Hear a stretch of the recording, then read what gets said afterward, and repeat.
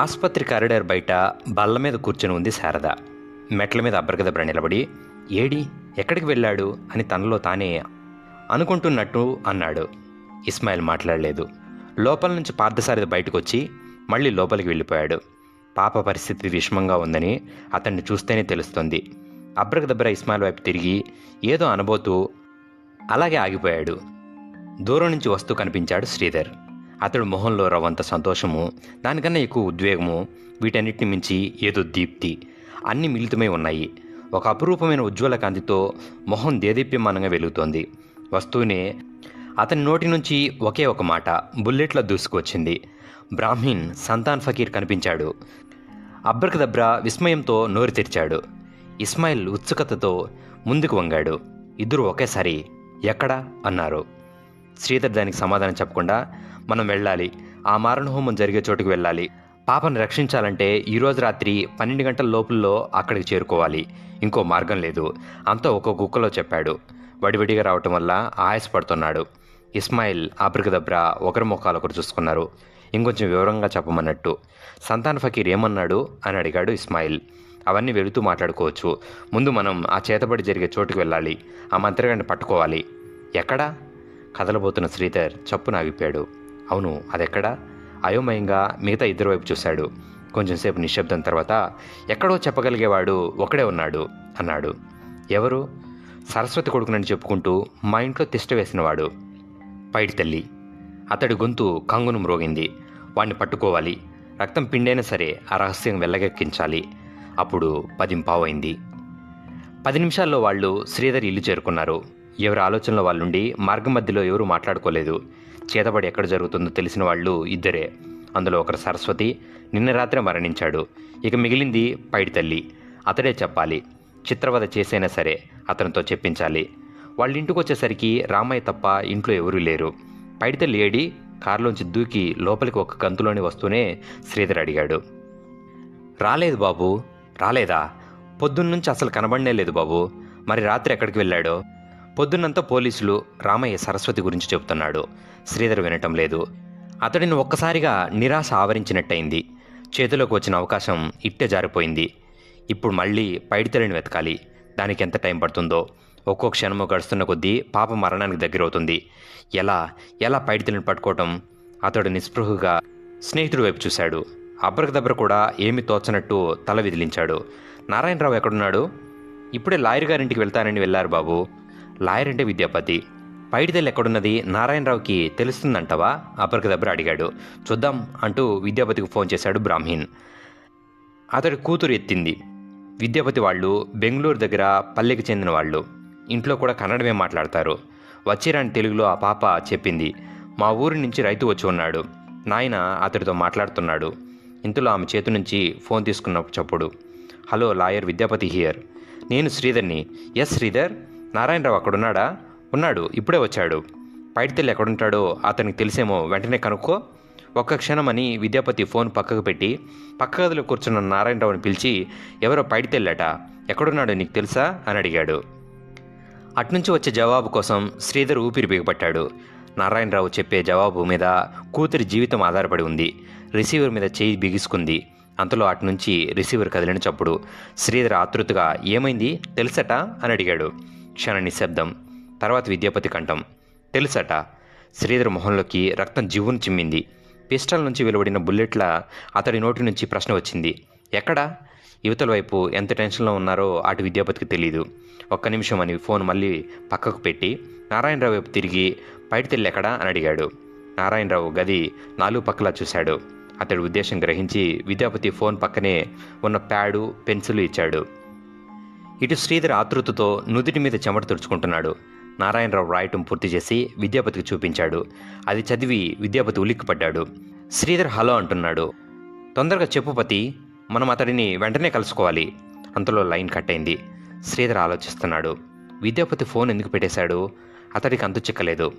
బ్రాహ్మణి వైపు తిరిగి పద విద్యాపతి దగ్గరకు వెళ్దాం అన్నాడు కంగారుగా. అక్కడ నారాయణరావు రాసిన నేను శిక్షార్హుణ్ణా అన్న కాగితం వైపే చూస్తున్నాడు విద్యాపతి. అతడు మొదటి పేజీ చదువుతుంటే నారాయణరావు 2వ పేజీ రాయసాగాడు. ఆ క్రితం రోజు జరిగిన కథ. 20వ రోజు రాత్రి కాశ్మీర సరస్వతి తల బ్రద్దలు కొట్టిన రాత్రి. పాప వెంట్రుకలు కాల్చడానికి పైడితల్లి శ్మశానానికి వెళ్ళిన రోజు రాత్రి. శ్రీధర్ స్వయంగా కంటితో చూసి క్షుద్ర విద్యలున్నాయని నమ్మిన రోజు రాత్రి. బిస్తాల స్వామి ఆనందంతో విందు చేసుకున్న రోజు రాత్రి. బొమ్మముడిని కాశ్మీర స్వయంగా విప్పిన రాత్రి. ఆ రాత్రి జయదేవ్ ఇంటికి ఎలక్ట్రికల్ కనెక్షన్ అమర్చిన తర్వాత పైడితల్లి శ్మశానానికి వెళ్ళాడు. పక్కనే ఉన్న పాడుబడిన సత్రంలో కొంచెం సేపు పడుకున్నాడు. 12 అవుతుండగా లేచి సత్రం బయటకు వచ్చాడు. శ్మశానం, ఊరి చివరి శ్మశానం, బ్రతుకు చివర మనిషిని ఆహ్వానించే శ్మశానం. మరుసటి రోజు అమావాస్య అవటం వల్ల సత్రం బయట చీకటి దట్టంగా ఉంది. మెట్లు దిగబోతూ చప్పున ఆగాడు. వరండా పక్క పాడుబడిన గది అవతల 2 కళ్ళు నక్షత్రంలా మెరుస్తూ ఆరుతూ వెలుగుతూ శవం మీదికి వాలబోయే డేగ కళ్ళల్లా, పొద మధ్య పులి కళ్ళల్లా తనని చూస్తున్నట్టు గమనించి అదిలిస్తున్నట్టు ష్ అన్నాడు. కదలిక లేదు. బెదిరిస్తున్నట్టు మళ్ళీ షూ అన్నాడు. అంతే.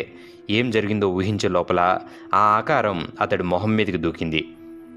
మెత్తగానే తగిలింది, కానీ మరుక్షణం దాని గోళ్లు అతడి మొహాన్ని సర్రున చీల్చాయి. గొంతులోంచి కెవ్వున రాబోయిన కేక కంఠంలోనే ఆగిపోయింది. అంతా క్షణం సేపే. అతడి మీదకు దూకిన ఆకారం నేల మీదకు గెంతి మ్యావ్ అని అరుచుకుంటూ చీకట్లో కలిసిపోయింది. బొగ్గు మీదుగా చిక్కటి ద్రవం పెదవిపైకి జారి ఉప్పగా తగిలింది. అతడు స్థానువుడయ్యాడు. చీకట్లో హఠాత్తుగా దూకిన పిల్లి అతడిని భయపెట్టిన మాట నిజమే. శరీరంలో రక్తం వడివడిగా ప్రవహించసాగింది. కోలుకోవటానికి నిమిషం పట్టింది. పిల్లి ఎదురు రావటం అపశకనం. చేస్తున్న పనే క్షుద్రం. దానికి అపశకనం ఏమిటి? పిల్లి వచ్చినందుకు విచారం లేదు. ముందు వెంట్రుకలు కాల్చాలి. అతడు చీకట్లో ముందుకు నడిచాడు. చర్చి గంటలు వినిపించాయి. ఆగి లెక్క పెట్టాడు. 11. అంటే ఇంకో గంటలో పాప కోమాలకు వెళ్ళిపోతుంది. ఆ తర్వాత 24 గంటల్లో కళ్ళ ముందు 20 లక్షల ఆస్తి మెదులుతోంది. 24 గంటలు. గత రాత్రి దెయ్యం వ్రాసిన ఉత్తరంలో వాక్యం పాత జ్ఞాపకాలు మేల్కొల్పింది. నిన్నటి నుంచి 24 గంటలు. ఆ ఉత్తరమే గాని నిజమైతే తన మరణం ఇంకో గంటలో. ఈ శ్మశానంలో మరణిస్తే తను మరణించినట్టు ఎవరికైనా తెలుస్తుందా? శ్మశానంలో మరణం చాలా విచిత్రమైన వాక్యం. తనని దెయ్యం చంపుతుందా? ఇంకో 24 గంటలు అని రాసిన చేతులు ఎవరివి? దెయ్యానికి చేతులుంటాయా? అతడు అప్రయత్నంగా మొహం తడుముకున్నాడు. పిల్లి గోళ్లు చేసిన గాయం బగ్గున మండింది. దెయ్యానికి పిల్లి మిత్రుడంటారు. తన స్నేహితుడికి సాయం చేయటం కోసం పిల్లి తన మీదకి దూకిందా? సన్నగా వణికానేమో అన్న అనుమానం వచ్చింది అతడికి. తల విదిలించాడు. నవ్వొచ్చింది. వెధవ ఆలోచనలు. క్షణం ఏమరపాటుగా ఉంటే ఆలోచనలు ఎంత వేగంగా పయనిస్తాయో. శ్మశానంలోకి ప్రవేశించబోతూ ఆగాడు. మనిషి మనసులో పాపంలా దట్టంగా చీకటి.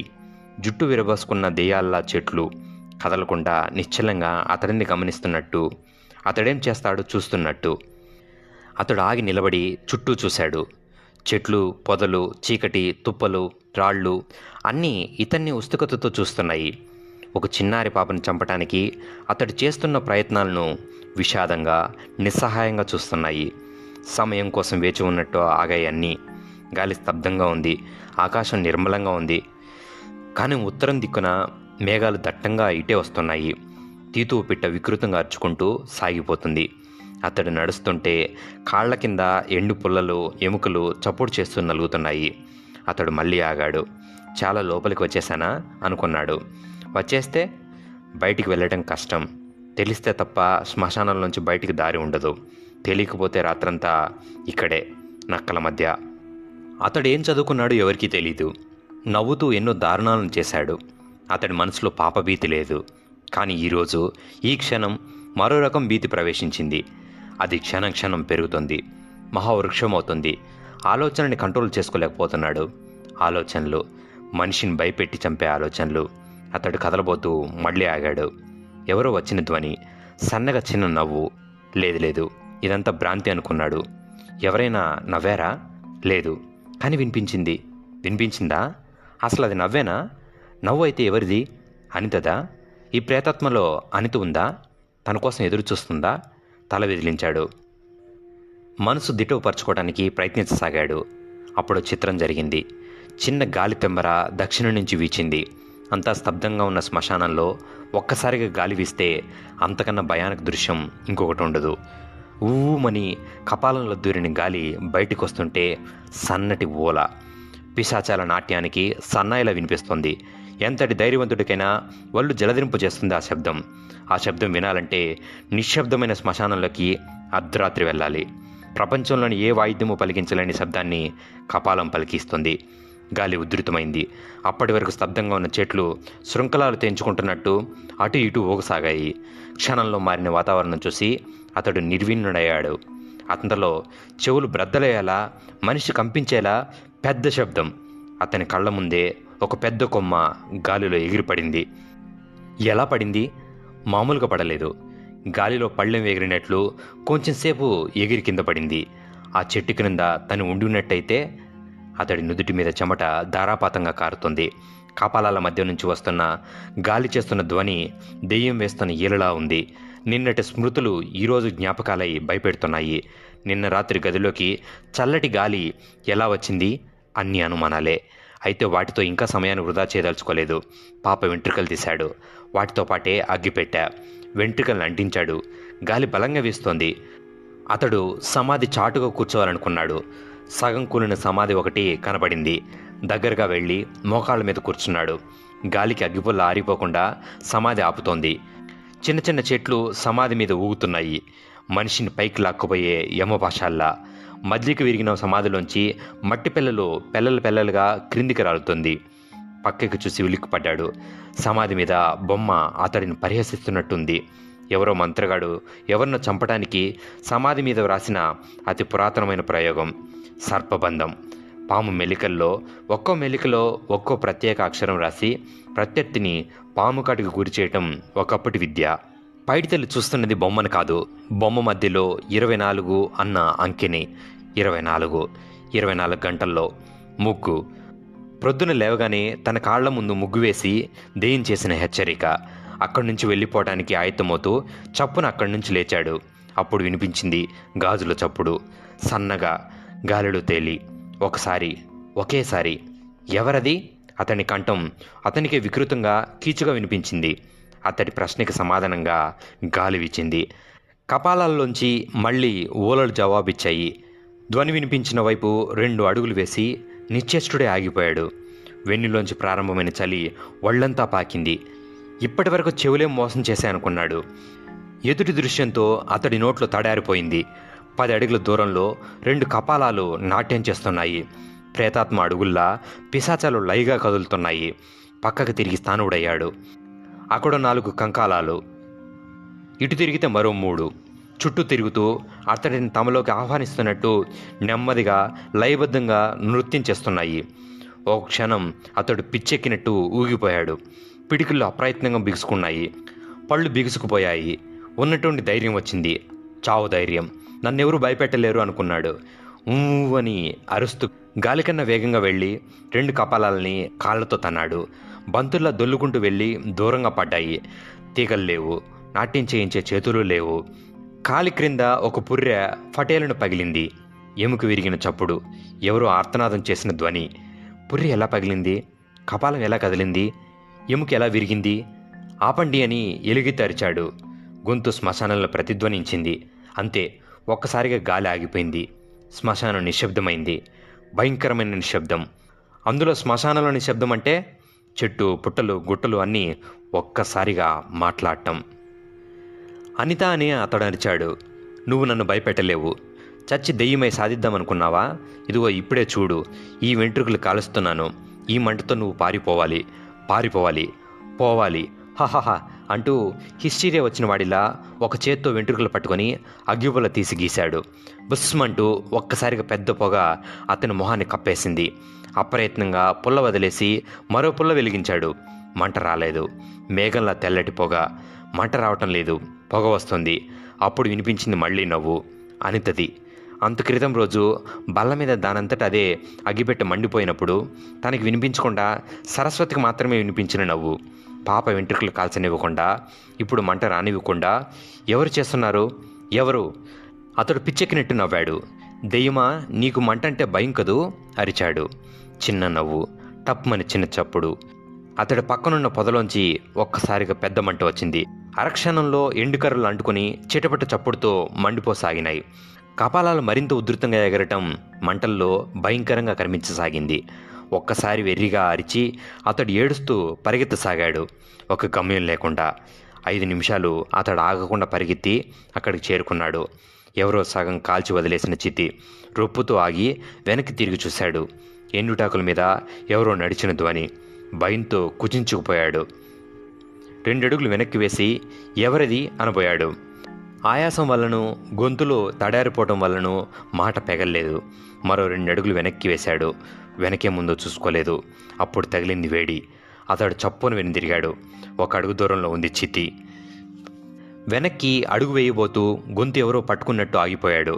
ఎదురు దృశ్యం చూసి 2 కాళ్ళు భూమికి తాపడమైనట్టయింది. కనుగురుడ్లు పెద్దవయ్యాయి. ఆర్తనాదం కూడా గొంతు దాటి భయంతో బయటికి రాలేదు. సగం కాలిన శవం చిత్తులో నిలువుగా లేస్తుంది. కర్రలుగా మారిన చేతులు గాలిలోకి సాచి పైకి వస్తుంది. ఒక కనుగుడ్డు మంటకి పేలిపోయింది. అక్కడక్కడ కాలిన జుట్టు వికృతంగా ఉంది. మంటకి కడుపు ఉబ్బింది. శవం పైకి లేవకుండా కర్రలతో నొక్కి పెడతారు. అది లేకపోవడంతో జరిగిన పరిణామం ఇది. దిక్కు మొక్కు లేని శవాల్ని శ్మశానంలో కాల్చి పారేసేటప్పుడు జరిగేది. చేతులు సాచి మంటల మధ్య నుంచి లేచిన నిలువెత్తు శవాన్ని అంత దగ్గరగా చూసేసరికి అతడి ప్రాణాలు నిలువునా పోయినాయి. భయంతో పళ్ళు బిగుసుకుపోయాయి. పళ్ల మధ్య నాలుక టప్మని తెగింది. నోరంత రక్తం. అయినా అతడు ఆ బాధను గుర్తించే స్థితిలో లేడు. 1 గంతులు అక్కడి నుంచి పక్కకు దూకాడు. లేడికన్నా వేగంగా 10 అడుగులు పరిగెత్తాడు.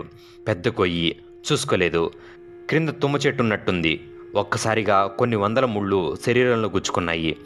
వెల్లకిలా దవిల్లున పడ్డాడు. ఫట్మన చప్పుడు, ఏదో విరిగిన ధ్వని. అంతే. తరువాత గాఢమైన నిశ్శబ్దం. అతడికంతా తెలుస్తూనే ఉంది. కానీ ఏ అవయవమూ కదల్చలేకపోతున్నాడు. మనుష్య సంచారం లేని ఆ శ్మశానంలో నక్కలకు ఆహారం అవటం కోసం తన శరీరం ఆయత్తమవబోతుందని అతడికి తెలిసిపోయింది. అప్పుడు జ్ఞాపకం వచ్చింది అతడికి. తనని అతనికి అర్పితం చేసుకుంటూ పాపకి నయమవ్వాలని దేవుణ్ణి ప్రార్థించిన అనిత. దాని ఫలితమేనా ఇంత హేమైన చావు? కదలటానికి ప్రయత్నించేశాడు. వంటి నిండా తుమ్మముళ్ళు. ఎన్ని? 108? 1008? చిన్న పాపని చిత్రహింస చేయాలని మరో 8 ముళ్ళు గుచ్చమన్నాడే. దానికి 10 రెట్లు శరీరం అంతా గుచ్చుకుని ఉన్నాయి. అతని కళ్ళు తెరుచుకునే ఉన్నాయి. మెదడు ఆలోచిస్తూనే ఉంది. నోట్లోంచి రక్తం కారుతూనే ఉంది. నిలువుగా పడి ఉన్నాడు. రక్తం వాసన పసిగట్టినట్టు పైన అలికిడైంది. పైకి చూశాడు. ఆ చివరి క్షణంలో కూడా ప్రాణభయంతో కంపించిపోయాడు. నెమ్మదిగా గోతులేకి దిగుతూ వస్తుంది. తోడేలు. రక్తం వాసన పసిగట్టినట్టుంది. అరవబోయాడు. తెగిన నాలుక పలకనీయలేదు. లేవబోయాడు. విరిగిన వెన్నెముక వీలు పడనీయలేదు. చేతులు కదల్చబోయాడు. ముళ్ళు కదలనివ్వలేదు. అది దగ్గరగా వచ్చింది. నాలుక వికృతంగా వేలాడుతుంది. నోట్లోంచి చొంగ కారుతోంది. అతడు బేలగా దాని కళ్ళల్లోకి చూశాడు. అది ఒక క్షణం అతడిని చూస్తూ ఆగి అతడి మొహం మీదకు నెమ్మదిగా నాలుకను చేర్చింది. అప్పుడు పోయింది అతని ప్రాణం భయంతో. ఆ తర్వాత 1 నిమిషానికి అక్కడికి చేరుకున్నాడు నారాయణరావు. ఇషో అని కొట్టాడు. కుయ్యోమంటూ కుక్క గోతులోంచి బయటకు దూకి పారిపోయింది. అతడు లోపలికి దిగాడు. పైడితెలి ప్రాణం పోయినట్టు గ్రహించాడు. శవం ముందు నిలబడి, అనిత, నిన్ను మోసం చేసిన వాణ్ణి ఈ చేతులతో చంపుదామనుకున్నాను. ఇదిగో కత్తి కూడా తెచ్చాను. కానీ దీని అవసరం లేకపోయింది మనసులో అనుకున్నాడు. అతడు గోతులోంచి బయటకొచ్చి ఊరు వైపు నడక సాగించాడు. అతడిని ఏ దెయ్యమూ భయపెట్టలేదు. ఎందుకంటే దెయ్యాలు శ్మశానంలో ఉండవు, మనిషి మనసులోనే ఉంటాయి. భయం అనే పేరుతో. కుక్కను చూసి తోడాలనుకున్న భయమే లేని దెయ్యాన్ని ఉన్నట్టు భ్రమింపజేసింది.